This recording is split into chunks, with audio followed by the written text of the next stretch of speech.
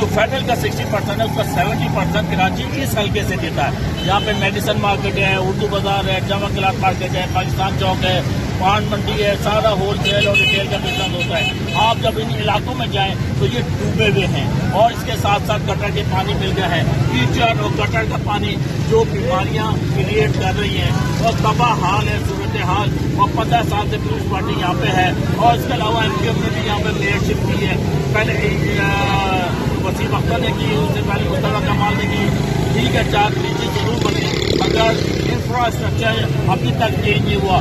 بدقسمتی یہ شہر کی کہ یہاں پہ ماسٹر پلان بھی نہیں ہے, اور ماسٹر پلان نہ ہونے کی وجہ سے یہ سارے پرابلمس ہیں. اس پرابلم کا صرف ایک حل ہے, political will with engineering solution. اور یہ سولوشن جو ہوگا 4 سے 5 سال کے بیس پہ ہوگا. اس کے لیے باقاعدہ ایک آپ کو international consultant with Pakistani consultant hire کرنے پڑیں گے, ایسٹیمیٹ بنانی پڑے گی. اس کے بعد جا کے یہ صحیح ہوگا. ادروائز اسی طرح کا کرسی کی زندگی ہمارے عوام جیتے رہیں گے.